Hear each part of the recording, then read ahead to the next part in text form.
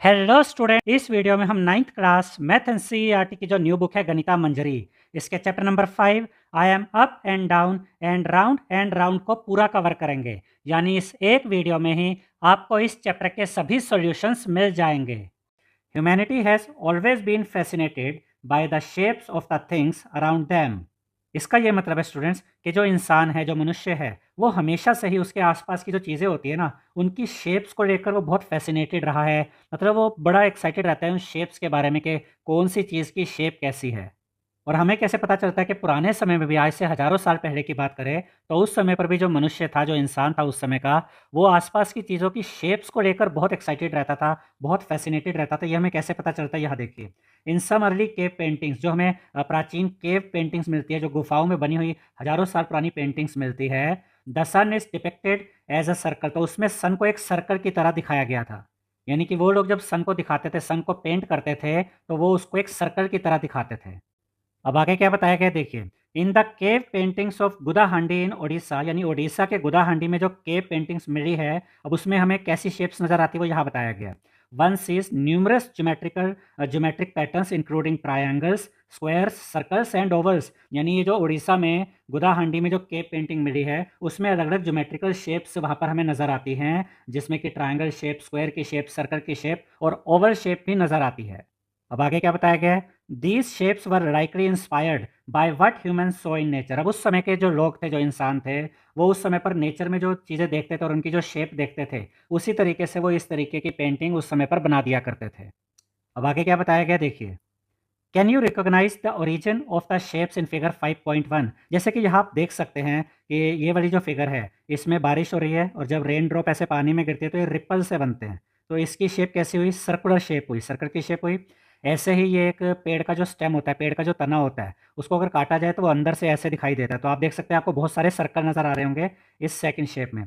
और यहाँ पर आप देख सकते हैं कि ये सनफ्लावर की इमेज यहाँ पर दिखाई गई है और इसमें भी आपको यहाँ पर इधर देखेंगे तो सर्कुलर शेप है और ऐसे भी देखेंगे तो सर्कुलर शेप ही नज़र आती है। तो इंसान उस समय अपने आसपास जो भी चीज़ें देखता था, उसमें जो भी शेप उसको नज़र आती थी, अगर सर्कुलर शेप नज़र आती थी तो वो जब पेंटिंग करता था तो वो उसको सर्कुलर शेप में दिखाता था। जैसे हम वैसे तो हम जानते हैं कि जो प्लैनेट्स होते हैं या जो सन है, ये एग्जैक्टली सर्कुलर शेप में नहीं होते, लेकिन ये स्फेरिकल शेप में होते हैं। लेकिन जब इंसान उसको देखता था, आज भी अगर हम इनको देखें, मून को अगर हम देखें, तो हमें ऐसा लगता है जैसे वो सर्कुलर है, वो उसको सर्कुलर शेप में ही दिखाते थे।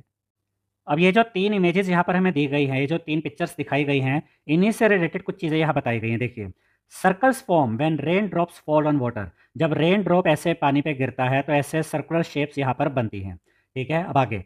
The cross section of a plant stem. यहाँ पर आप देख सकते हैं जो प्लांट स्टेम होता है वो अंदर से ऐसे उसमें बहुत सारे आपको ये सर्कल्स बने हुए नजर आते हैं। And the inflorescence of a sunflower. अब यहाँ पर सनफ्लावर को भी देखेंगे, सनफ्लावर में भी आपको ऐसे सर्कुलर शेप ही नजर आती है are also circular in shape. The full moon and sun also look circular. आप फुल मून देखिए, ये जैसे यहाँ पर सन दिखाया गया वो भी सोलर एक्लिप्स के टाइम पर, तो ऐसे लगता है ना बिल्कुल सर्कुलर शेप है। अब इसके बाद क्या बताया गया देखिए। What properties are common to all circles big and small. देखिए कैसा भी सर्कल हो, छोटा सर्कल हो, बड़ा सर्कल हो, इन सब में कॉमन चीज़ क्या होती है। मैं पहले ही आपको बता देता हूँ, पिछली जो वीडियो बेसिक वीडियो थी उसमें मैंने ये चीज़ आपको एक्सप्लेन करी थी कि कैसा भी सर्कल हो, पहले तो आप ये याद रखिएगा कि जो सर्कल होता है ये कलेक्शन ऑफ पॉइंट होता है। ये मैंने पिछली वीडियो में आपको बताया था। और अगर इसी को अगर आप मिला देंगे इन सभी पॉइंट्स को तो ऐसे एक सर्कल बन जाता है। और यहाँ पर एक बीच में एक पॉइंट होता है जिसे हम सेंटर कहते हैं। और किसी भी पॉइंट से आप इसको ज्वाइन कीजिए, एक सर्कल में आप सेंटर से किसी भी पॉइंट को ज्वाइन कर दीजिए, ये डिस्टेंस सेम रहता है। तो जैसे यहाँ पर ये सेंटर हुआ, यहाँ से यहाँ तक इसको ज्वाइन किया, तो ये जो डिस्टेंस है इसको हम क्या कहते हैं, रेडियस कहते हैं। तो यहाँ पर मेन चीज़ अब ये बनती है, चाहे छोटा सर्कल हो चाहे बड़ा सर्कल हो, सर्कल के किसी भी पॉइंट को अगर आप लेंगे तो यहाँ पर बीच में एक फिक्स पॉइंट होता है और इस फिक्स पॉइंट से सर्कल के इन सभी पॉइंट्स का जो डिस्टेंस है वो सेम रहता है। इसी चीज़ को अब यहाँ पर बताया गया है। You have studied one such property in grade 7। इसके बारे में आप ग्रेड 7 में पढ़ चुके हैं। Humans must have noticed it after observing many circular patterns in nature. अब जब इंसान ने, जब मनुष्य ने नेचर में बहुत सारे सर्कुलर पैटर्न्स को देखा होगा तो उसने इस चीज़ को नोटिस कर लिया होगा कि चाहे कैसा भी सर्कल हो, एक बीच में उसके एक फिक्स पॉइंट होता है जहाँ से अगर हम सर्कल का डिस्टेंस नापे, उस पॉइंट से अगर आप सर्कल के किसी भी पॉइंट पे जाएंगे, ये बीच का फिक्स पॉइंट हो गया, यहाँ से आप सर्कल के किसी भी पॉइंट पे चले जाइए, ये डिस्टेंस सेम ही रहता है। और वही चीज़ यहाँ बताई गई है, every circle has a centre, ये जो बीच में फिक्स पॉइंट होता है इसी को हम सेंटर कहते हैं। All points on the circle are at equal distance from the centre. तो ये जो बाकी के जितने भी पॉइंट्स होते हैं ना सर्कल पे, अगर ये सर्कल है यहाँ कोई पॉइंट है तो यहाँ पर पॉइंट है, इधर से सेंटर को मिलाइए, इधर से सेंटर को मिलाइए, इधर से सेंटर को मिलाइए, सबका डिस्टेंस सेंटर से सेम ही रहता है। अब आगे देखते हैं, we turn this observation around and make it the definition of a circle. तो इसी चीज़ को हम सर्कल की डेफिनेशन में यूज़ करते हैं और इसीलिए सर्कल की डेफिनेशन हम इस तरीके से बताते हैं that a circle is a collection of points and all points on the circle are at equal distance from the centre. अब इसके बाद एक एक्टिविटी दी गई है, list some objects from nature that resemble a circle, यानी कि अपने आसपास से आपको कुछ ऐसी चीज़ें अब देखनी है नेचर में जो कि जिनकी शेप सर्कुलर होती है, जो सर्कल की तरह दिखती है। अब इसके बाद यहाँ पर हमें दिया गया थिंक एंड रिफ्लेक्ट, इसमें एक क्वेश्चन है तो इसको अब हम सॉल्व करते हैं। अब इस क्वेश्चन में क्या कहा गया देखिए, Jamuna has a circular piece of paper, जैसा कि यहाँ मैंने बनाकर भी दिखाया है, जमुना के पास एक सर्कुलर पीस ऑफ पेपर है। She is trying to locate its centre, वो ये कोशिश करती है, वो ये कोशिश कर रही है कि उसे इसका सेंटर पता चल जाए। Amina gives her a suggestion, अब अमीना उसके पास आती है और अमीना उसको एक सजेशन देती है। शी फॉलोज द इंस्ट्रक्शंस, और जमुना जो है वो अमीना की जो सजेशन है, अमीना ने जो इंस्ट्रक्शंस उसको दी वो उसको फॉलो करती है। And is thrilled to find that it works, और वो ये मतलब खुश हो जाती है कि जब वो सजेशंस को फॉलो करती है तो वो देखती है कि वाकई में उसको सेंटर पता चल जाता है इस सर्कल का। अब क्वेश्चन क्या है, can you guess what Amina told her, क्या आप ये गेस कर सकते हैं, आप अंदाज़ा लगा सकते हैं कि अमीना ने जमुना को क्या सजेशन दिया होगा जिससे कि जमुना को इस सर्कल का सेंटर पता चल गया। तो इसका सॉल्यूशन देखने से पहले मैं कुछ चीज़ें आपको क्लियर कर देता हूँ। देखिए जैसे कि ये अभी हम मान लेते हैं कि यही सेंटर है, ठीक है, कुछ चीज़ें समझाने के लिए, ये मैंने बेसिक वीडियो में भी आपको बताई थी। यहाँ से ये डायमीटर ऐसे जाता है, आप यहाँ से एक डायमीटर ऐसे भी ड्रॉ कर सकते हैं, ठीक है। अब मेरी बात को ध्यान से समझिएगा, जहाँ पर ये दो डायमीटर्स एक दूसरे को इंटरसेक्ट करते हैं यही पॉइंट सेंटर होता है, इस चीज़ को दिमाग में रखिएगा। अब अमीना ने भी जो सॉल्यूशन दिया होगा जमुना को वो कुछ इस तरीके का रहा होगा, उसने कहा होगा कि जो सर्कुलर पीस ऑफ पेपर है तुम्हारे पास जमुना, इसको पहले तुम फोल्ड कर लो इस तरीके से कि बिल्कुल हाफ, बीच में से हाफ हो जाए। तो कुछ इस तरीके का यहाँ पर, उसके बाद इसमें एक क्रीज आ गई होगी, एक लाइन आ गई होगी जब उसने फोल्ड किया होगा, ठीक है। और उसके बाद उसने इस सर्कुलर पीस ऑफ पेपर को फिर से खोला होगा और फिर अमीना ने उससे कहा होगा अब इसको दूसरी साइड से, इसको राइट टू लेफ्ट, हम मान के चलते हैं कि राइट टू लेफ्ट उसने कहा होगा कि इसको फिर से फोल्ड करो, और फिर उसने जब इसको ओपन किया होगा तो इस बार जो क्रीज है वो कुछ ऐसी आई होगी, ठीक है। तो यहाँ पर ये जो दो डायमीटर्स हैं, जहाँ पर ये दो डायमीटर्स एक दूसरे को इंटरसेक्ट करते हैं, यानी कि ये वाला पॉइंट, ये देख रहे हैं, ये पॉइंट जहाँ ये जो ब्लू पॉइंट मैंने बीच में बनाया है, यहाँ पर ये दोनों डायमीटर्स एक दूसरे को इंटरसेक्ट कर रहे हैं, ये दो क्रीज एक दूसरे को इंटरसेक्ट कर रही है और यही से पता चल जाता है कि यही सेंटर है इस सर्कल का। अब इन्हीं बातों को ध्यान में रखते हुए ये सॉल्यूशन देखते हैं। Amina might have told Jamuna the following method to find the centre of the circular paper, यानी कि अमीना ने जो सजेशन दिया होगा जमुना को कि जो सर्कुलर पेपर है इसका सेंटर कैसे फाइंड करना है, वो मेथड ये हो सकता है। इसमें पहला स्टेप क्या रहा होगा, fold the circular paper in half and crease it, यानी कि सर्कुलर पेपर को हाफ कर दो, फिर उस पर एक क्रीज बन जाएगी, एक लाइन सी नजर आएगी। The crease is a diameter of the circle, ये मैं आपको समझा चुका, वो क्रीज डायमीटर ही होगी सर्कल की, क्योंकि उसने बिल्कुल हाफ फोल्ड किया होगा ना। उसके बाद सेकंड पार्ट, ये second step, fold it in half again, फिर से हाफ फोल्ड करना है इन अ डिफरेंट डायरेक्शन, ये मैंने ऊपर आपको बताया था, एंड क्रीज इट, फिर वहां पर भी क्रीज बन जाएगी। This crease is another diameter of the circle, ये उसी सर्कल की दूसरी डायमीटर होगी। और जब इस सर्कुलर पेपर में दो डायमीटर बन गए, दो क्रीज बन गई, तो जहां पर ये दो क्रीज, जहां पर ये दो डायमीटर एक दूसरे को इंटरसेक्ट कर रहे होंगे, वही पॉइंट उस सर्कल का सेंटर है। तो यही चीज यहाँ लिखिए, the point where the two creases, जिसको यहाँ डायमीटर्स भी कह सकते हैं, intersect is the centre of the circle, यानी वो पॉइंट जहां पर ये दो क्रीज, जहां पर ये दो डायमीटर्स एक दूसरे को इंटरसेक्ट करते हैं, वही पॉइंट इस सर्कल का सेंटर है। और इस तरीके से जमुना को इस सर्कल का सेंटर पता चल गया। 5.1 डेफिनेशंस।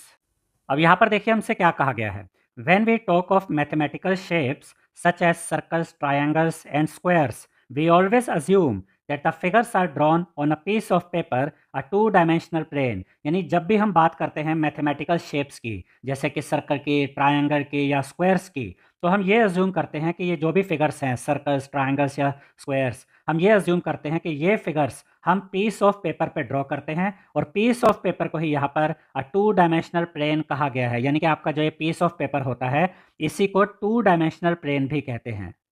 अब इसके बाद यहाँ पर सर्कल से रिलेटेड कुछ बेसिक कंसेप्ट्स बताए गए हैं और ये सभी चीज़ें, ये सभी बातें मैं ऑलरेडी आपको इस चैप्टर की बेसिक वीडियो में क्लियर कर चुका हूँ। अगर आपने बेसिक वीडियो देखी है तो ये सारे कंसेप्ट्स आपको पहले से ही क्लियर होंगे। अब देखिए यहाँ पर कैसे इन चीज़ों को बताया गया है। A circle is the set of all points on the plane that are equidistant from a given point on that plane. तो इसका सिंपल सा कंसेप्ट ये है कि जो सर्कल होता है वो ऐसे कलेक्शन ऑफ पॉइंट्स होता है, और जितने भी ये पॉइंट्स आप देख रहे हैं, यहाँ पर बीच में एक पॉइंट होता है, यहाँ से इन पॉइंट्स का सेम डिस्टेंस होता है। यानी ये सभी पॉइंट्स इस फिक्स पॉइंट से इक्वी डिस्टेंस पे होते हैं, सेम डिस्टेंस पर होते हैं। और ये जो बीच वाला जो ये पॉइंट होता है इसको हम कहते हैं सेंटर। और ये जो सभी पॉइंट्स होते हैं इन्हीं से आपका इस तरीके से सर्कल बनता है। और इन सभी पॉइंट्स का इस फिक्स पॉइंट से सेम यानी इक्वल डिस्टेंस होता है। और ये इक्वल डिस्टेंस क्या कहलाता है? रेडियस कहलाता है। यही सब चीज़ें यहाँ पर बताई गई है। The set of points that satisfies a given condition is also called the locus of points that satisfy the condition। इसका ये मतलब है कि जब हम कहते हैं ना कि जो सर्कल है ये कलेक्शन ऑफ पॉइंट्स होता है, तो वो पॉइंट्स अगर यहाँ आप देखें ऐसे ये पॉइंट्स होंगे, तो इन्हीं पॉइंट्स को हम लोकस ऑफ पॉइंट्स भी कहते हैं। अब इन्हीं सब बातों को ध्यान में रखते हुए आगे पढ़ते हैं। Using this term a circle can also be describe as the locus of points that are equidistant from a given point. यानी ये जो लोकस ऑफ पॉइंट्स होते हैं, जो ये वाले पॉइंट्स हैं, ये जो लोकस ऑफ पॉइंट्स हैं, ये सबका जो सेंटर से जो डिस्टेंस होता है वो इक्वल होता है, सेम होता है। यही यहाँ पर हमें फिर से बताया गया है। अब आगे देखते हैं। The given point is the centre of the circle. यानी ये वाला जो पॉइंट है इसको यहाँ पर सेंटर कहा गया है। अब उसके बाद the distance from the centre to any point on the circle is the radius of the circle. यानी सेंटर से आप यहाँ तक का अगर डिस्टेंस देखेंगे, सर्कल के ऊपर जितने भी ये पॉइंट्स हैं, सेंटर से यहाँ तक का जो डिस्टेंस होता है इसी को हम रेडियस कहते हैं। दूसरे शब्दों में हम ये भी कह सकते हैं कि सेंटर से लेकर लोकस ऑफ पॉइंट्स तक का जो ये डिस्टेंस होता है यही रेडियस कहलाता है।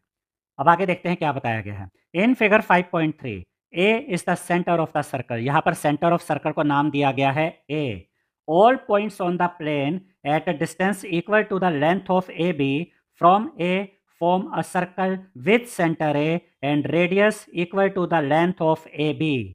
इसका ये मतलब है कि अगर आप ये सभी इन पॉइंट्स की बात करें जो सर्कल के ऊपर है, बड़े ध्यान से समझिएगा कि सेंटर से लेकर सर्कल के ऊपर ये जितने भी पॉइंट्स हैं, यहाँ पर जो ये इक्वल डिस्टेंस पर जो ये पॉइंट्स बन रहे हैं, जो कि सेंटर से इक्वल डिस्टेंस पर हैं, यही पॉइंट्स मिलकर क्या बनाते हैं? सर्कल बनाते हैं।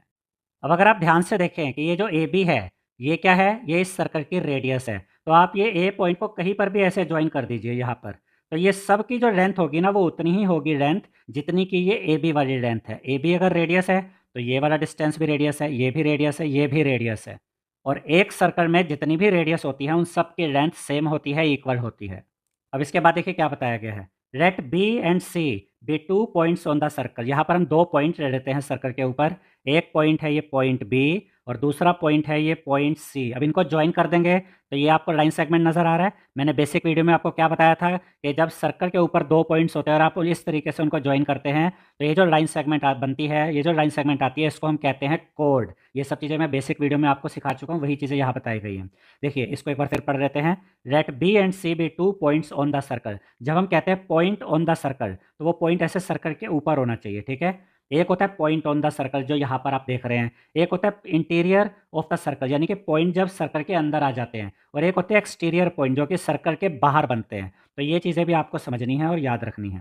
The line segment B C is called a कोड ऑफ द सर्कल। आपने सर्कल के ऊपर 2 पॉइंट्स लिए, एक पॉइंट लिया बी, एक पॉइंट लिया सी, इनको मिलाने से जो ये लाइन सेगमेंट बनी, इस लाइन सेगमेंट को हम कहते हैं कोड, ठीक है। अब आगे देखते हैं।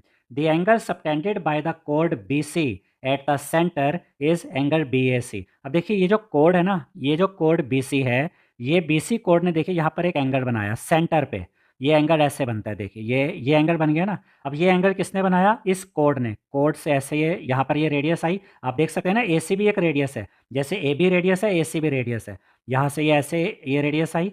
अब यहाँ पर ये जो कोड है बी सी, इसने एंगल बनाया है सेंटर पे, और इस एंगल को यहाँ पर आप क्या बता सकते, क्या नाम दे सकते हैं? इसको आप एंगल बी ए सी भी कह सकते हैं और इसको आप सी ए बी भी कह सकते हैं। मैं रिपीट कर रहा हूँ, इस एंगल को आप B A C, B A सी भी कह सकते हैं और इसी एंगल को आप सी ए बी भी कह सकते हैं। दोनों ही केसेस में सेंटर में तो ए है ना, यानी ये एंगल यहाँ ए पॉइंट पे बन रहा है। अब इसके बाद क्या बताया गया देखिए, a code passing through the centre of a circle is called a diameter. Same यही चीज़ मैंने आपको बेसिक वीडियो में सिखाई थी कि जैसे कि यहाँ से यहाँ तक ये एक कोड है, ऐसे ही यहाँ से यहाँ तक ये एक कोड है, वैसे ही वो कोड जो कि सेंटर से होकर गुजरती है, सर्कल के सेंटर से होकर गुजरती है, उस कोड को हम डायमीटर कहते हैं। और मैंने आपको बेसिक वीडियो में ये भी बताया था कि किसी सर्कल का जो डायमीटर होता है ना, वो उस सर्कल की सबसे बड़ी कोड होती है।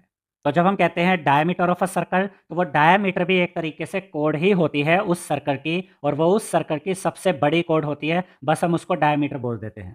5.2 सिमेट्रीज ऑफ अ सर्कल। अब देखिए यहाँ पर क्या बताया गया है, what makes circles so appealing is that they are perfectly symmetrical. यानी कि वो क्या चीज़ है जो सर्कल्स को बहुत ही खास बनाती है, अपीलिंग बनाती है, वो बात यह है, वो खास चीज़ ये है कि जो सर्कल्स होते हैं ये परफेक्टली सिमेट्रिकल होते हैं। आप सर्कल को कैसे भी देख लीजिए वो एक जैसा ही लगता है। आप सर्कल को रोटेट करके देख लीजिए, आप डिफरेंस नहीं बता सकते कि रोटेट करने से पहले कैसा था, बाद में कैसा, वो बिल्कुल एक जैसा ही लगता है। यही चीज़ यहाँ पर समझाई गई है। Say you are looking at a wheel of a vehicle. मान लीजिए कि आप एक गाड़ी के पहिए को देख रहे हैं। You see a point of the wheel touching the ground, और आप ये देख रहे हैं कि जो व्हील है वो जब ग्राउंड को टच करता है तो एक पॉइंट पे वो टच कर रहा है, व्हील का एक पॉइंट टच कर रहा है ग्राउंड को। अब अगर वो गाड़ी चल रही है, पहिया घूम रहा है, इसको ध्यान में रखते हुए आगे पढ़ते हैं। When you look at the wheel again after some time, कुछ देर के बाद आप उस व्हील को दोबारा देखते हैं, you again see a point of the wheel touching the ground. तो आप देखते हैं कि अभी भी व्हील का जो पॉइंट है वो टच कर रहा है ग्राउंड को। Can you tell if the two points are the same point. यानी पहले जब आपने उस व्हील को देखा था तो उसका वो पॉइंट टच कर रहा था ग्राउंड को, थोड़ी देर के बाद आपने देखा व्हील का एक पॉइंट टच कर रहा है ग्राउंड को, तो क्या आप बता सकते हैं कि वही पॉइंट है जो पहले था या ये कोई नया पॉइंट है? देखिए जब पहिया घूमता है तो उसका कोई ना कोई पॉइंट तो टच कर रहा होता है ग्राउंड को, तो उसमें हम ये बता ही नहीं सकते कि ये पॉइंट वही पुराने वाला है या कुछ नया है, ये हम नहीं बता सकते। वो इतना परफेक्टली कह सकते हैं कि सिमेट्रिकल होता है, सर्कुलर जो शेप में पहिया होता है। यही चीज़ यहाँ पर आगे बताई गई है, there is no way you can tell और rotating wheel looks the same at all times. यानी कि आप नहीं बता सकते कि जो आपका व्हील है, पहिया है, उसका कौन सा पॉइंट ज़मीन को टच कर रहा है, क्योंकि तो जो घूमता हुआ जो रोटेटिंग व्हील होता है वो एक जैसा ही लगता है हर समय। अब आगे देखते हैं, वी से the circle has complete rotational symmetry, rotate it by any angle and it looks exactly the same. इसीलिए कहा जाता है कि सर्कल की कंप्लीट रोटेशनल सिमेट्री होती है। आप सर्कल को किसी भी एंगल पे घुमा लीजिए वो एक जैसा ही लगता है। अब इसके बाद क्या कहा गया देखिए, draw a circle on the paper and cut along the circle. यानी कि आप पेपर पे एक सर्कल ड्रॉ कीजिए जैसा कि यहाँ पर ये दिखाया हुआ है, और फिर उसको आप कट कर लीजिए तो आपके पास एक सर्कुलर पीस ऑफ पेपर आ जाएगा। ठीक है, अब आगे देखते हैं, fold the circular paper so that the boundaries overlap. अब इसको आप क्या करेंगे, फोल्ड कर देंगे इस तरीके से, जैसे हाफ फोल्ड करना कहते हैं। आप इसको राइट टू लेफ्ट फोल्ड कर सकते हैं, लेफ्ट टू राइट फोल्ड कर सकते हैं, ऊपर से नीचे की तरफ भी फोल्ड कर सकते हैं, नीचे से ऊपर की तरफ भी फोल्ड कर सकते हैं। बस आपको ये ध्यान रखना है कि हाफ फोल्ड करना है। देन ओपन इट, उसके बाद आप इसको ओपन कर लेंगे। यू सी अ क्रीज, आपको यहाँ पर एक क्रीज नज़र आएगी। अब ये क्रीज ऐसे भी हो सकती है जो कि ये सेंटर से होकर गुजरेगी, क्योंकि आपने इसको हाफ इसको कह सकते हैं फोल्ड किया था, हाफ फोल्ड किया था, इसलिए ये जो क्रीज है ये सेंटर से होकर गुजरेगी।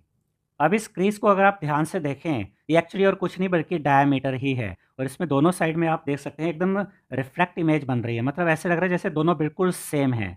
और इसी चीज़ को यहाँ कैसे बताया गया है, it is a line of reflection symmetry of the circle. अब ये जो क्रीज आपको नज़र आ रही है इसी के लिए कहा गया है it is a line of reflection symmetry of the circle. Left और राइट में आप देख सकते हैं जैसे बिल्कुल मिरर इमेज की तरह बिल्कुल सेम लग रहे हैं। अब आगे क्या पूछा गया है, does this line pass through the centre of the circle. क्या ये जो लाइन बनी है, ये जो क्रीज बनी है, क्या ये सर्कल के सेंटर से पास हो रही है? बिल्कुल ये सर्कल के सेंटर से पास हो रही है, क्योंकि हमने इस सर्कुलर पेपर को हाफ फोल्ड किया था। और यही चीज़ यहाँ पर लिखी हुई है, इट डज, यानी कि इस सर्कल के सेंटर से ही पास हो रही है ये लाइन। और जैसे मैंने आपको बताया ये जो क्रीज बनी ये डायमीटर है इस सर्कल की, क्योंकि ये सेंटर से पास हो रही है। It is a diameter of the circle, इसको हम सर्कल का डायमीटर भी कह सकते हैं। अब उसके बाद क्या बताया गया है, all diameters are lines of reflection symmetry. तो एक सर्कल में जितने भी डायमीटर्स बनते हैं इनको लाइंस ऑफ रिफ्लेक्शन सिमेट्री कहा गया। जैसे मैंने यहाँ पर आपको बताया कि अगर आप ध्यान से देखें तो बिल्कुल लेफ्ट और राइट में मिरर इमेज बन रही है, बिल्कुल एक जैसे लग रहे हैं ये। चाहे आप इसका लेफ्ट साइड देखें चाहे राइट साइड देखें, बिल्कुल सेम लग रही है। और अगर यही आप ऊपर से नीचे या नीचे से ऊपर की तरफ हाफ फोल्ड करते हैं, तब ये कुछ इस तरीके की लाइन आपको नज़र आएगी। इस केस में भी आपको यहाँ रिफ्लेक्शन सिमेट्री नज़र आएगी, जो पार्ट जैसा यहाँ लग रहा है सेम वैसे ही यहाँ पर ये दिख रहा है। अगर इसको आसान भाषा में कहें तो हम ऐसे कह सकते हैं कि जो सर्कल का डायमीटर होता है, ये सर्कल को 2 इक्वल पार्ट्स में डिवाइड कर देता है। चाहे आप ये लेफ्ट और राइट देख रहे हैं, चाहे यहाँ पर आप ऊपर और नीचे देख रहे हैं। सर्कल का जो डायमीटर होता है, वो सर्कल को 2 इक्वल पार्ट्स में डिवाइड कर देता है। अब इसके बाद हमें दिया गया है थिंक एंड रिफ्लेक्ट, और इसमें हमें ये 3 क्वेश्चंस दिए गए हैं। हम एक-एक करके इन तीनों क्वेश्चंस को सॉल्व करेंगे। क्वेश्चन नंबर 1 में देखिए क्या कहा गया है, what are the rotational symmetries of a square, यानी कि हमें स्क्वायर की रोटेशनल सिमेट्रीज के बारे में बताना है। अब ये रोटेशनल सिमेट्रीज का क्या मतलब है? इसका मतलब है कि अगर आप एक स्क्वायर को रोटेट कर देते हैं, घुमा देते हैं, तब भी वो वैसे का वैसा ही दिखता है। देखिए जो स्क्वायर होता है ना, उसकी चारों साइड्स इक्वल होती हैं। तो आप स्क्वायर को 90 डिग्री पे घुमाइए, या 180 डिग्री पे घुमाइए, या 270 डिग्री पे घुमाइए, या 360 डिग्री पे घुमाइए, वो एक जैसा ही लगता है। तो यहाँ पर एक तो हमें ये बताना है कि एक स्क्वायर में कितनी रोटेशनल सिमेट्रीज होती हैं। उसके बाद इसी क्वेश्चन में एक पार्ट और भी है, how many lines of reflection symmetry does it have. अब इसका ये मतलब है कि एक स्क्वायर में कितनी लाइन्स ऑफ रिफ्लेक्शन सिमेट्री होती है। इसका मतलब ये है, मैं अभी थोड़ा सा एग्जांपल के द्वारा समझा रहा हूँ, अभी थोड़ी देर में डिटेल में समझाऊंगा कि अगर मैं इस तरीके से इन दोनों अपोजिट वर्टिसेस को ऐड कर दूँ, तो ये स्क्वायर 2 इक्वल पार्ट्स में डिवाइड हो गया। और अगर ऐसे करें तो यहाँ पर भी देखिए ये 2 इक्वल पार्ट्स में डिवाइड हो गया।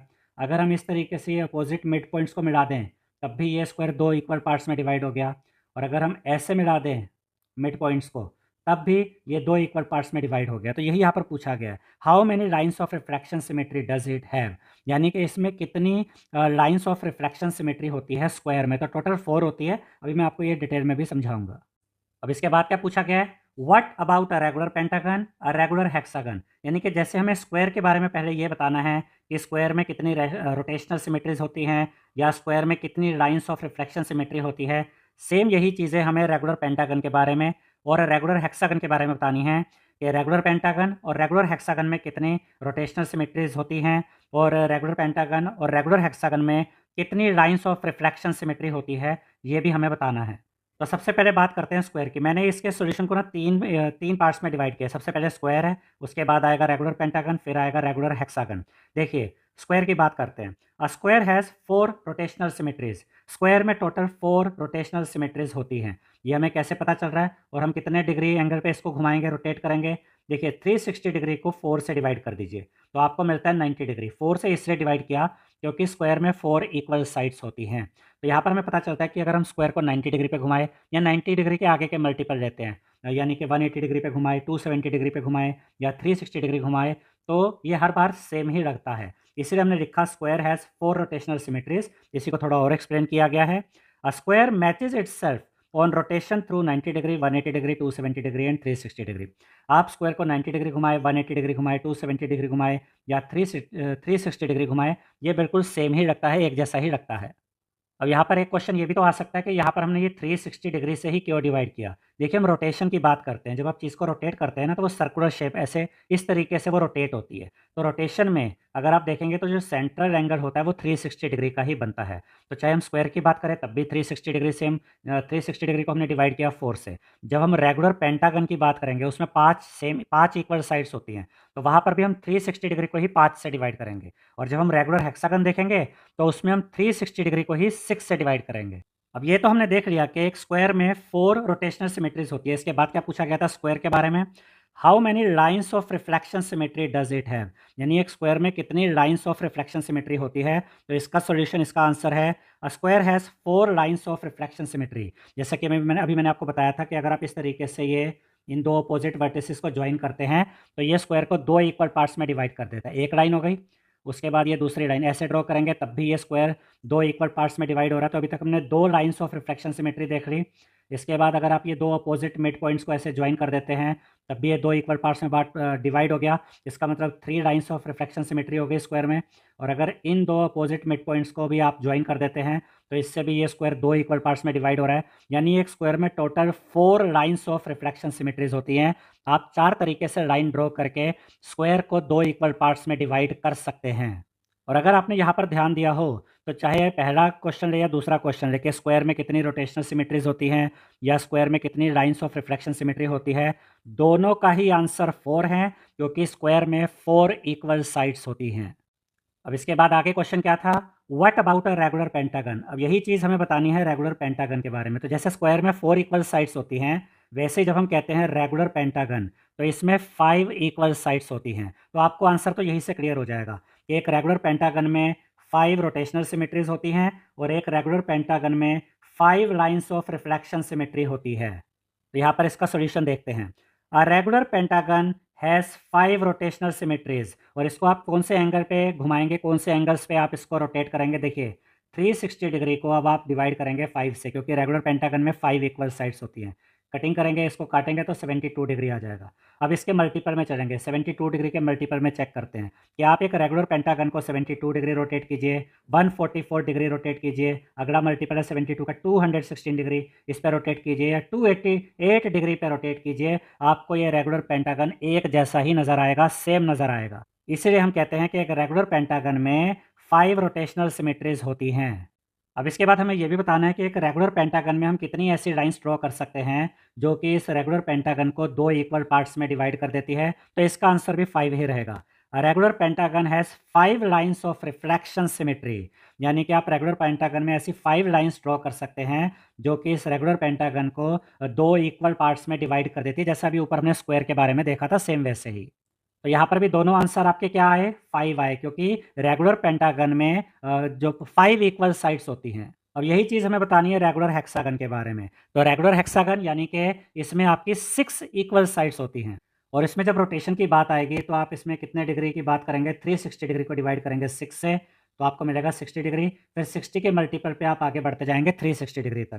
तो इसका पहला solution, regular hexagon has 6 rotational symmetries. आप रेगुलर हेक्सागन को 6 तरीके से घुमा सकते हैं और वो सेम नज़र आएगा। अगर आप 60 डिग्री घुमाएंगे तब भी सेम नज़र आएगा, 120 डिग्री, 180 डिग्री, 240 डिग्री, 300 डिग्री या 360 डिग्री घुमाएंगे तब भी रेगुलर हेक्सागन ये सेम ही नज़र आएगा। तो इसमें रेगुलर हेक्सागन में 6 रोटेशनल सिमेट्रीज होती हैं। और इसके बाद देखेंगे कि कितनी लाइंस ऑफ रिफ्लेक्शन सिमेट्री होती है। आप एक रेगुलर हेक्सागन में कितनी ऐसी लाइंस ड्रॉ कर सकते हैं जो कि इस रेगुलर हेक्सागन को 2 इक्वल पार्ट्स में डिवाइड करता है। तो ये आंसर भी 6 ही होगा। रेगुलर हेक्सागन है 6 लाइंस ऑफ रिफ्लेक्शन सिमेट्री।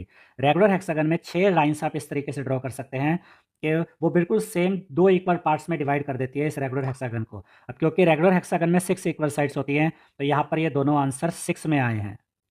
अब हम देखते हैं क्वेश्चन नंबर 2। यहाँ देखिए क्या कहा गया है, what is the length of the longest code in a circle of radius 5 units. यानी कि एक सर्कल है, देखिए मैं एक रफ फिगर बनाता हूँ सर्कल की। ये एक सर्कल है, इसकी रेडियस हमें दी गई है, ये जो रेडियस होती है ये हमें दी गई है 5 यूनिट्स, और हमसे पूछा गया है कि इस सर्कल की जो लॉन्गेस्ट कोड है उसकी लेंथ हमें बतानी है। तो इस चैप्टर की बेसिक वीडियो में मैंने आपको ये समझाया था स्टूडेंट्स कि एक सर्कल में जो लॉन्गेस्ट कोड होती है वो उस सर्कल का डायमीटर होता है।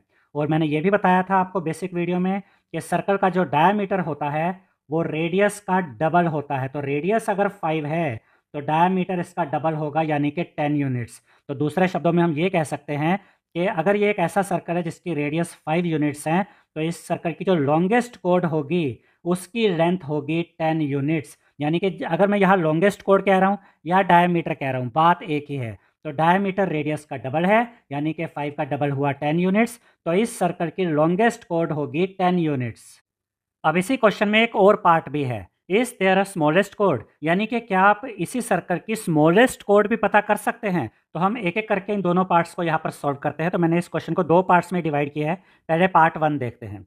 The diameter is the longest code in a circle. हमसे पूछा गया इस सर्कल की लॉन्गेस्ट कोड बताइए। तो पहले तो हमने ये क्लियर कर दिया कि सर्कल की लॉन्गेस्ट कोड को ही डायमीटर कहते हैं। अब रेडियस कितनी दी गई है इस सर्कल की, 5 यूनिट्स, और जो आर मतलब रेडियस और डी मतलब डायमीटर। अगर रेडियस 5 यूनिट्स है तो जो डायमीटर होगा इस सर्कल का वो 5 का डबल हो जाएगा, यानी कि इस सर्कल का जो डायमीटर है वो है 10 यूनिट्स। दूसरे शब्दों में हम कह सकते हैं कि इस सर्कल की लॉन्गेस्ट कोड है 10 units. The longest code is 10 units. अब इसी क्वेश्चन में सेकंड पार्ट ये है कि क्या आप इस सर्कल की स्मॉलेस्ट कोड पता कर सकते हैं। तो देखिए आप स्मॉलेस्ट कोड पता नहीं कर सकते, तो इसके आंसर में हम लिखेंगे there is no single smallest कोड। तो इस सर्कल की आप स्मॉलेस्ट कोड पता नहीं कर सकते हैं। अब अगर इसका रीज़न देखें तो यहाँ पर इस तरीके से आप अगर ये कोट्स बनाते जाएंगे तो ये कोट्स आप देख रहे हैं छोटी होती जाएंगी, लेकिन आप इसको कितना छोटा बना सकते हैं इसको यहाँ पर आप जज नहीं कर सकते कि कितना छोटा आप इसको बना सकते हैं। मिलीमीटर्स में लेकर जा सकते हैं, उससे भी छोटी लेंथ में लेके जा सकते हैं। तो लॉन्गेस्ट कोड तो हम पता कर सकते हैं कि वो तो डायमीटर ही लॉन्गेस्ट कोड है, तो हमारे लिए ईजी है। रेडियस का डबल किया, डायमीटर मिला, डायमीटर ही लॉन्गेस्ट कोड है। लेकिन इस सर्कल की या किसी भी सर्कल की अगर स्मॉलेस्ट कोड आपको पता करनी होगी तो उसके लिए हम यही कहेंगे, there is no single smallest कोड। अब इसके बाद क्वेश्चन नंबर 3 में देखिए क्या कहा गया है। The locus of points at a given distance from a given point is a circle. देखिए हम ये चीज़ पहले भी समझ चुके हैं कि जो सर्कल होता है वो इस तरीके से कलेक्शन ऑफ पॉइंट्स होता है। और ये जो कलेक्शन ऑफ पॉइंट्स है, ये जो आपको ये पॉइंट्स देख रहे हैं, इन सब का इक्वल डिस्टेंस होता है इस फिक्स पॉइंट से। और ये फिक्स पॉइंट क्या कहलाता है? सेंटर। ठीक है, हालांकि ये सारी चीज़ें मैं पहले भी आपको एक्सप्लेन कर चुका हूँ, इसको हम रिपीट कर रहे हैं कि ये जितने भी पॉइंट्स हैं, ये जो पॉइंट्स आप देख रहे हैं, इन सब का इक्वल डिस्टेंस होता है इस फिक्स पॉइंट से। ये फिक्स पॉइंट होता है सेंटर। और इन सब पॉइंट्स को हम क्या कहते हैं? जो इस फिक्स पॉइंट से इक्वल डिस्टेंस पर होते हैं, इनको हम कहते हैं लोकस ऑफ पॉइंट्स। और ये लोकस ऑफ पॉइंट्स ही सर्कल बनाते हैं। अब क्वेश्चन क्या है वो देखिए। What can we say about the locus of points equidistant from two given points. यानी कि अब हमें लोकस ऑफ पॉइंट्स, ऐसे लोकस ऑफ पॉइंट्स के बारे में बताना है जो दो गिवन पॉइंट से इक्वल डिस्टेंस पर हो। जैसे कि एक पॉइंट ये ले लिया हमने ए और एक पॉइंट यहाँ पर ये ले लिया हमने बी। अब अब हमें लोकस ऑफ पॉइंट्स बताने हैं जो कि इन दोनों पॉइंट से इक्वल डिस्टेंस पर हो। जैसे मान लो मैं यहाँ पर एक पॉइंट ले लेता हूँ, जितना डिस्टेंस इसका बी से है उतना ही डिस्टेंस इसका ए से होगा। या फिर मैं यहाँ पर एक पॉइंट ले लेता हूँ, जितना डिस्टेंस ए से इसका है उतना ही डिस्टेंस इधर बी से होगा। वो पॉइंट मैं यहाँ भी ले सकता हूँ। ये पॉइंट जितना डिस्टेंस यहाँ है उतना ही डिस्टेंस यहाँ होगा। तो यहाँ पर बहुत सारे ऐसे पॉइंट्स हो सकते हैं जिनका कि इक्वल डिस्टेंस होगा ए और बी से। तो इन सब पॉइंट्स को, ये जो लोकस ऑफ पॉइंट्स है ना, जो कि इक्वल डिस्टेंस पर होंगे ए और बी से, इन लोकस ऑफ पॉइंट्स को हम कैसे एक्सप्लेन कर सकते हैं, कैसे समझा सकते हैं, ये हमें बताना है। अब अगर अभी तक आपको ये चीज़ समझ में नहीं भी आई है तो भी कोई दिक्कत की बात नहीं। अगला जो मैं फिगर यहाँ बना रहा हूँ उसके द्वारा जब हम इस चीज़ को समझेंगे, अब ये कंसेप्ट आपको बिल्कुल क्लियर हो जाएगा। देखिए सॉल्यूशन तो यहाँ लिखा ही हुआ है, लेकिन पहले आपको इसका बेसिक कंसेप्ट समझना है, उसके बाद हम सॉल्यूशन पढ़ेंगे, आपको ईजी लगेगा। यहाँ पर मैंने पॉइंट लिया ए और यहाँ पर पॉइंट लिया मैंने बी। इन दोनों को अगर मैं मिला देता हूँ तो ये एक लाइन सेगमेंट बन जाती है। ठीक है, अब अगर मैं इस लाइन सेगमेंट का परपेंडिकुलर बाइसेक्टर ड्रॉ करता हूँ, मैं रिपीट कर रहा हूँ, ये मेरे पास एक लाइन सेगमेंट है जिसका ये वाला पॉइंट ए है, ये वाला पॉइंट बी है। अब मैं इस लाइन सेगमेंट का परपेंडिकुलर बाइसेक्टर ऐसे यहाँ पे ड्रॉ करता हूँ। तो ये जो परपेंडिकुलर बाइसेक्टर यहाँ पर बना है, इस पर आप कहीं पर भी कोई भी पॉइंट ले लीजिए। जैसे मैं यहाँ पर एक पॉइंट लेता हूँ, तो जितना डिस्टेंस इसका ए से होगा उतना ही डिस्टेंस इसका बी से होगा। अब अगर मैं यहाँ पर ये पॉइंट ले लेता हूँ यहाँ पर, तो जितना डिस्टेंस यहाँ ए से होगा उतना ही डिस्टेंस इस पॉइंट का बी से होगा। अब मैं वही पॉइंट यहाँ पर ले लेता हूँ एक, जितना डिस्टेंस ये ए से होगा उतना ही डिस्टेंस इस पॉइंट का बी से होगा। अब यही मैं पॉइंट एक यहाँ ले लेता हूँ, जितना डिस्टेंस इस पॉइंट का ए से होगा उतना ही बी से होगा। यहाँ पर भी मैं एक पॉइंट ले सकता हूँ। ये पॉइंट बस आने किस पर चाहिए? परपेंडिकुलर बाइसेक्टर पे आने चाहिए। तो जितना डिस्टेंस इस पॉइंट का ए से होगा उतना ही डिस्टेंस इस पॉइंट का बी से होगा। तो यहाँ पर हमने क्या सीखा कि अगर आपको दो पॉइंट्स दिए गए हैं इस तरीके से और आपको लोकस ऑफ पॉइंट्स चाहिए जो कि इन दोनों पॉइंट से इक्वल डिस्टेंस पर हो, तो उसके लिए हम क्या करते हैं? जैसे इन दोनों पॉइंट्स को मिला दिया, ये हमारा एक लाइन सेगमेंट यहाँ बन गया। उसके बाद हमें वो परपेंडिकुलर बाइसेक्टर बनाना है। तो वो जो लोकस ऑफ पॉइंट्स होंगे ना, वो इस परपेंडिकुलर बाइसेक्टर के ऊपर ही होंगे। तो सर्कल के केस में जो लोकस ऑफ पॉइंट्स है जो इस तरीके से होते हैं, ये सब सेंटर से इक्वल डिस्टेंस पर होते हैं। ऐसे ही यहाँ पर जो लोकस ऑफ पॉइंट्स होंगे वो इस परपेंडिकुलर बाइसेक्टर के ऊपर होंगे। अब इस परपेंडिकुलर बाइसेक्टर के ऊपर, ये किसका परपेंडिकुलर बाइसेक्टर है?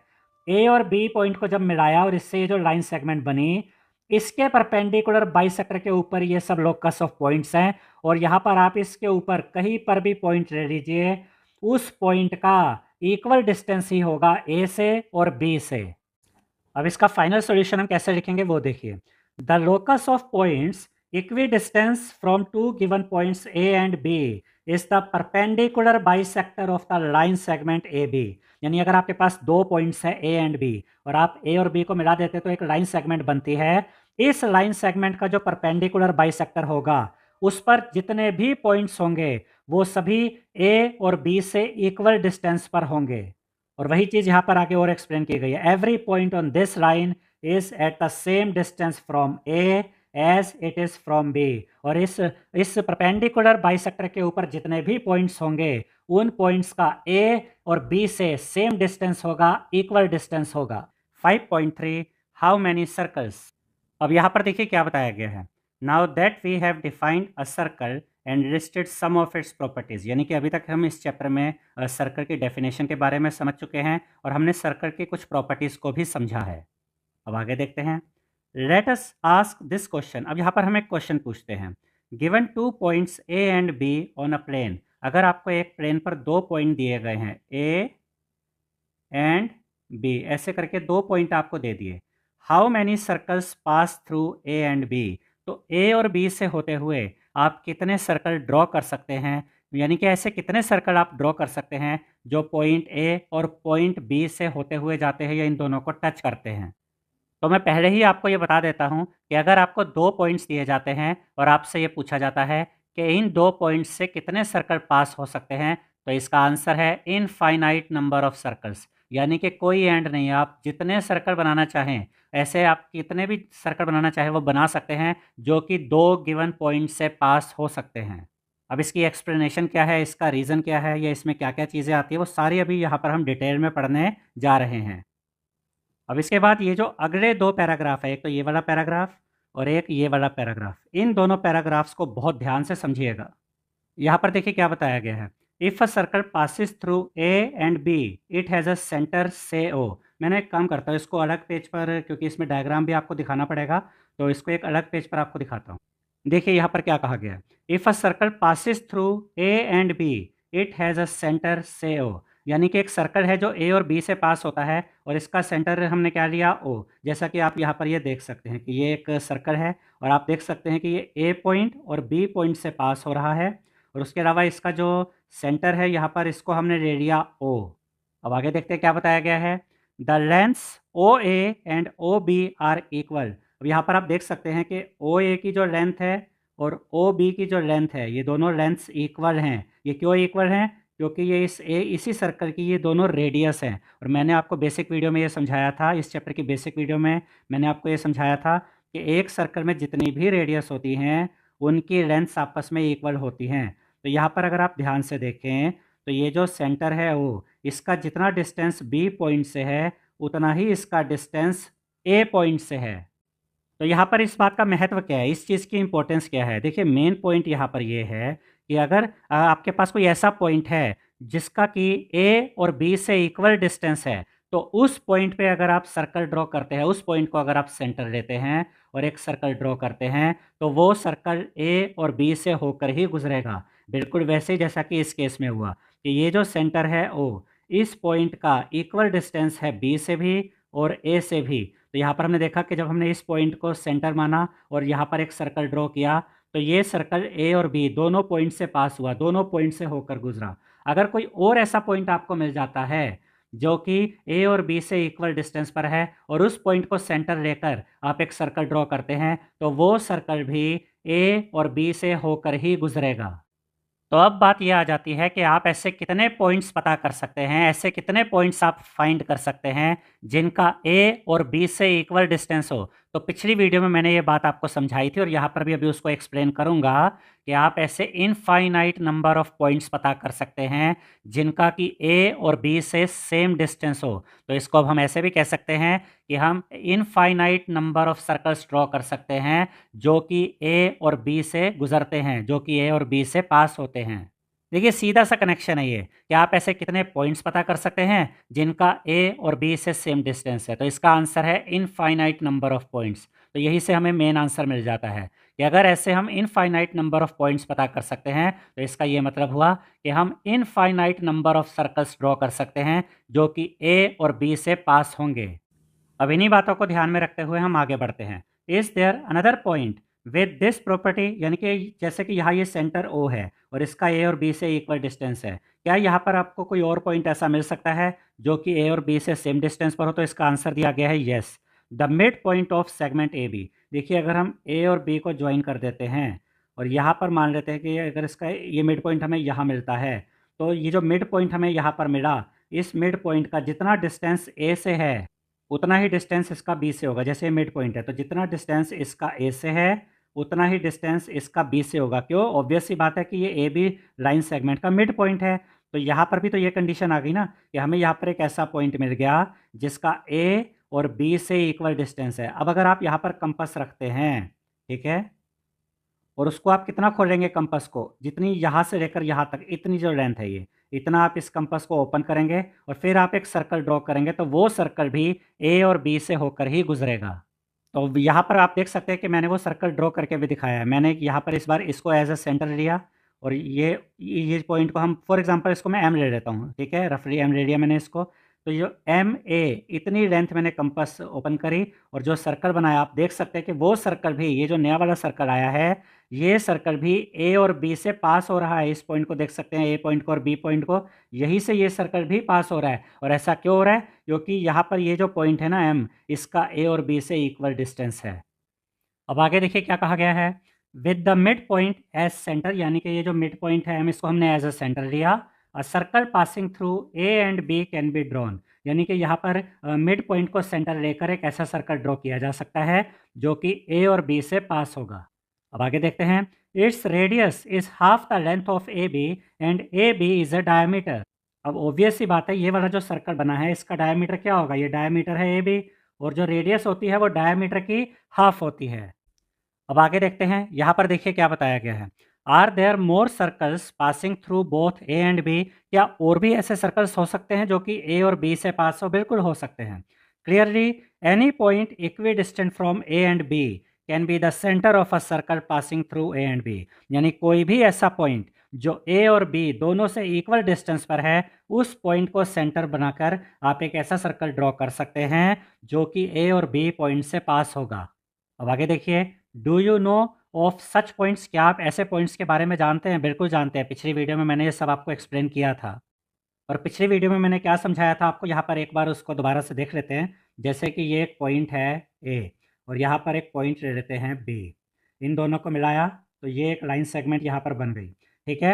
अब आपको ऐसे पॉइंट्स चाहिए जो कि ए और बी से इक्वल डिस्टेंस पर हो, तो उसके लिए हम क्या करेंगे, जैसा कि पिछली वीडियो में भी मैंने आपको समझाया था, आप इस ए बी लाइन सेगमेंट का एक परपेंडिकुलर बाइसेक्टर यहाँ ऐसे ड्रॉ करेंगे।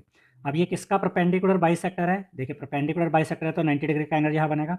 अब ये परपेंडिकुलर बाइसेक्टर है ए बी लाइन सेगमेंट का, तो इस परपेंडिकुलर बाइसेक्टर के ऊपर कोई भी पॉइंट आप ले लीजिए, वो पॉइंट ए और बी से इक्वल डिस्टेंस पर होगा। जैसे मान लीजिए यहाँ पर मैं एक पॉइंट ले लेता हूँ इस परपेंडिकुलर बाइसेक्टर के ऊपर, तो जितना डिस्टेंस इसका ए पॉइंट से होगा उतना ही डिस्टेंस इसका बी पॉइंट से होगा, ठीक है। तो इसका मतलब ये जो पॉइंट है इसको सेंटर लेकर हम एक ऐसा सर्कल ड्रॉ कर सकते हैं जो ए और बी दोनों को ही टच करेगा।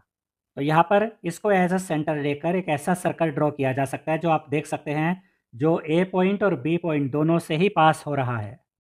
और ऐसे कितने पॉइंट्स यहाँ पर आपको मिल सकते हैं इस परपेंडिकुलर बाइसेक्टर पे जिनका ए और बी से इक्वल डिस्टेंस होगा? इनफाइनाइट मैनी पॉइंट्स, यानी कि कोई एंड नहीं है। आप कितने पॉइंट्स यहाँ पर चाहे ले लीजिए। मान लीजिए यहाँ पर आप एक पॉइंट ले लेते हैं, अब जितना डिस्टेंस इसका ए से है उतना ही डिस्टेंस इसका बी से है, तो यहाँ से भी आप जो सर्कल बनाएंगे इसको सेंटर लेके, तो वो भी ए और बी दोनों से पास होगा।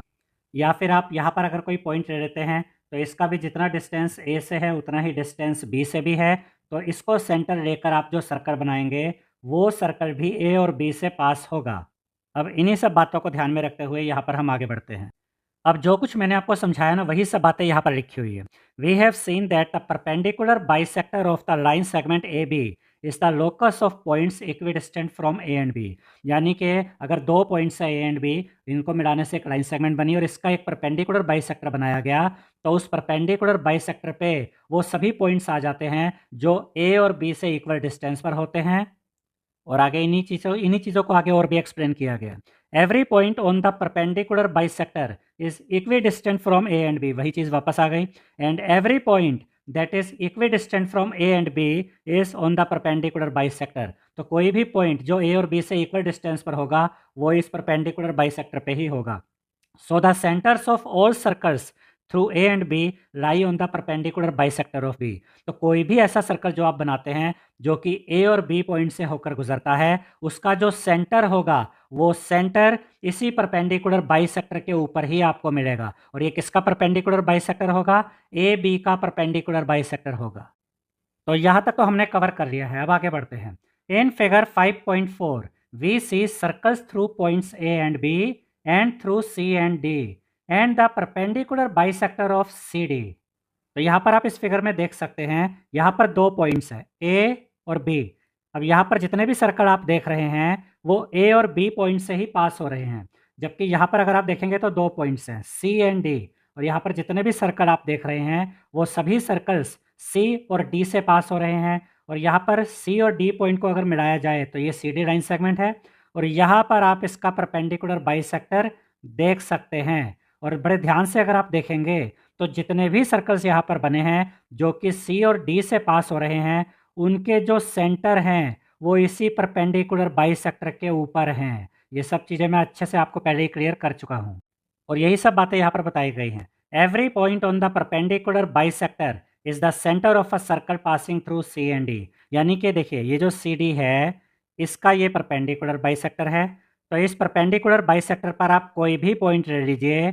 अगर इस पॉइंट को आप लेते हैं जो कि परपेंडिकुलर बाइसेक्टर पे है, जैसे यहाँ पर ये जे पॉइंट है, और इसको सेंटर बनाकर आप ये इस तरीके से सर्कल ड्रॉ करते हैं, तो ये जो सर्कल होगा वो सी और डी से होकर ही गुजरेगा, जैसा कि यहाँ पर आप देख सकते हैं।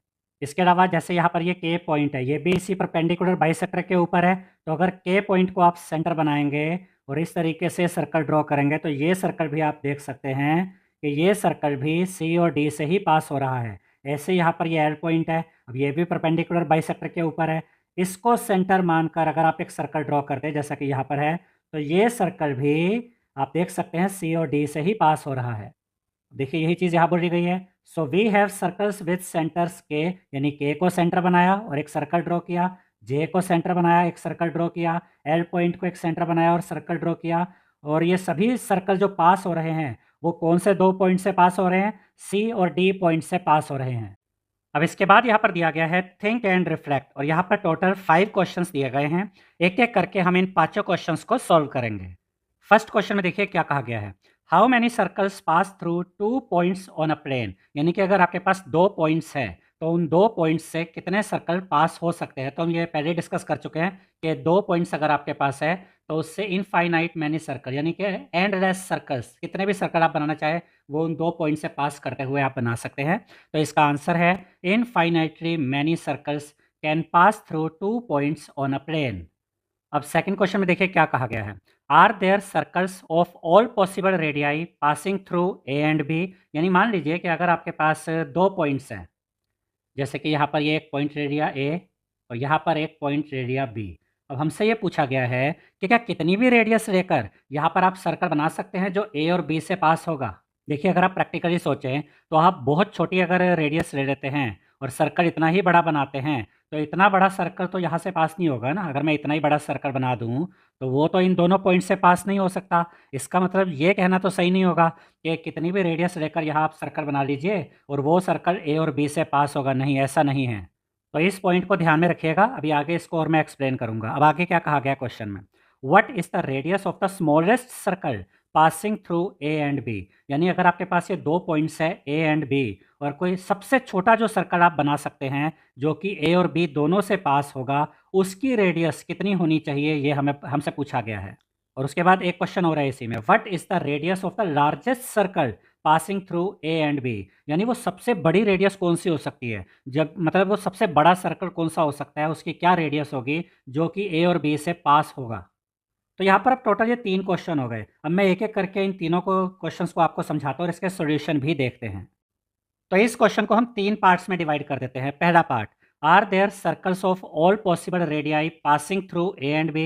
यानी कि कितनी भी रेडियस लेकर यहाँ आप कोई भी सर्कल बना ले वो ए और बी से पास होगा। तो इसका आंसर पहले हमें देना है। तो इसका आंसर है no, there are not circles of all possible radii. यानी ये नहीं कि आप कितनी भी रेडियस ले लें और उस रेडियस से सर्कल बना दे तो वो इन 2 पॉइंट से पास होगा, ऐसा नहीं है।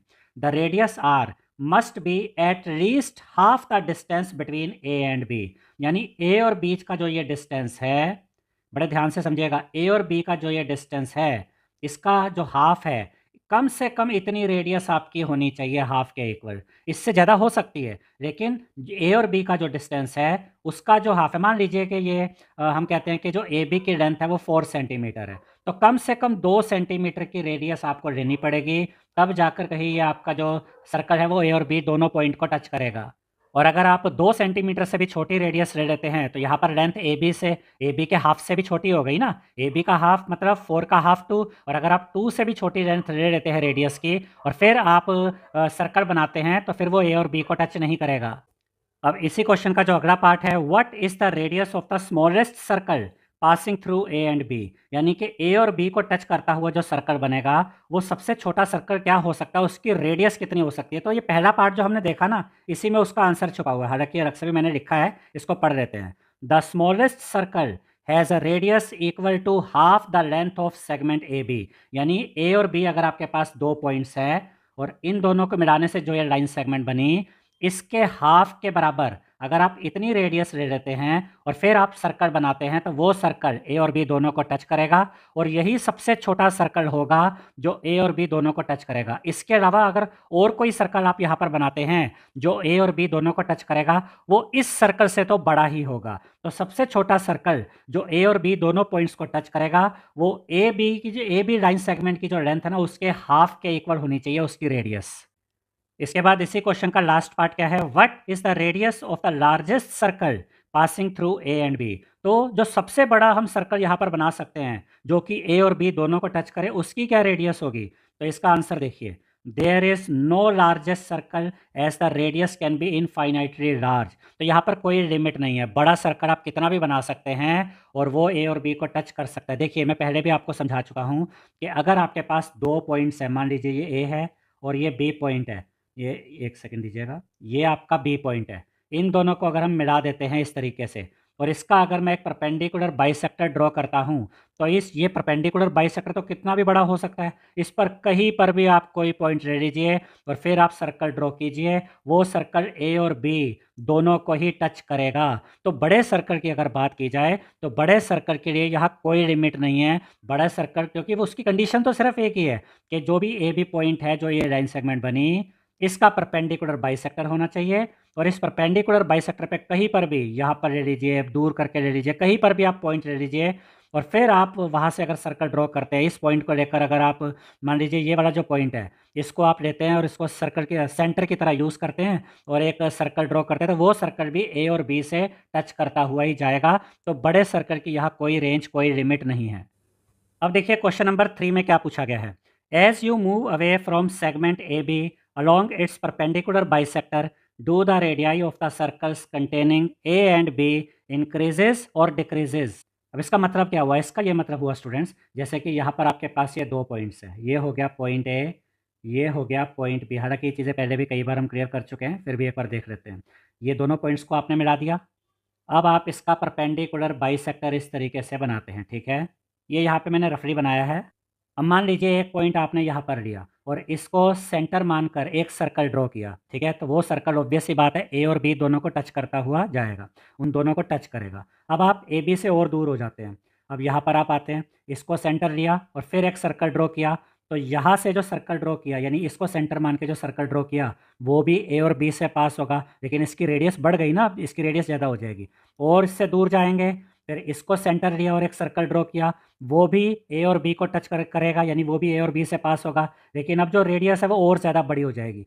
तो जितना आप लाइन सेगमेंट ए बी से दूर जाते हैं परपेंडिकुलर बाइसेक्टर के ऊपर, ये आपने याद रखना है, कहाँ पर, परपेंडिकुलर बाइसेक्टर के ऊपर, तो उसके बाद आप एक सर्कल ड्रॉ करते हैं उस पॉइंट को सेंटर मान के, तो वो सर्कल ए और बी को टच करता है और रेडियस उतनी ही बढ़ती चली जाती है, रेडियस उतनी ही इंक्रीज होती जाती है। यानी जितना आप परपेंडिकुलर बाइसेक्टर पे दूर जाएंगे, ए बी सेगमेंट से दूर जाते जाएंगे, उतना ही सर्कल की रेडियस इंक्रीज होती जाएगी। यही चीज़ हमसे यहाँ पूछी गई है कि रेडियस इंक्रीज होगी या डिक्रीज। तो इसका आंसर है as you move away from segment A B along its perpendicular bisector the radii of the circles increases।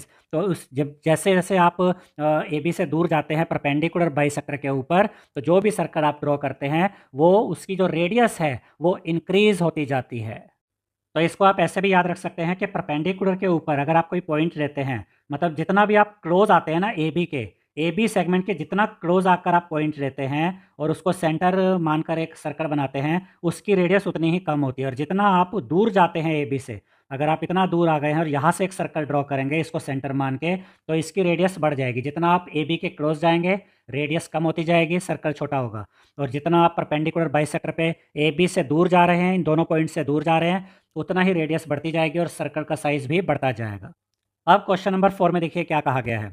As you go along the perpendicular bisector will the circle drawn from that point through A and B appear more curved और less curved. देखिए simple सी बात है कि perpendicular bisector पे जैसे आप ये दूर जाते हैं, इस डायरेक्शन में जा रहे हैं, तो जैसे जैसे आप ए बी से दूर जाते रहते हैं तो हमें पता है कि रेडियस इंक्रीज होती रहती है और सर्कल का साइज बढ़ता चला जाता है। तो हमसे यही पूछा गया है कि जब सर्कल का साइज बढ़ता चला जाता है तो वो लेस कर्व नज़र आता है या मोर कर्व नज़र आता है। देखिए इसको सिंपल भाषा में अगर कहें तो वो हमसे ये पूछ रहे हैं कि छोटा सर्कल ज़्यादा कर्व नज़र आता है या फिर बड़ा सर्कल ज़्यादा कर्व नज़र आता है। तो इसका सिंपल सा आंसर देखिए, as you go further along the perpendicular bisector, जैसे जैसे आप परपेंडिकुलर बाइसेक्टर पे दूर जाते हैं ए बी से, दोनों पॉइंट से, the circle appears less curve. देखिए सर्कल का साइज फिर बढ़ता चला जाएगा और सर्कल का साइज जब बढ़ता चला जाता है तो वो लेस कर्व नज़र आता है। ठीक है, because the radius is increasing, क्योंकि उसकी रेडियस बड़ी होती जाती है।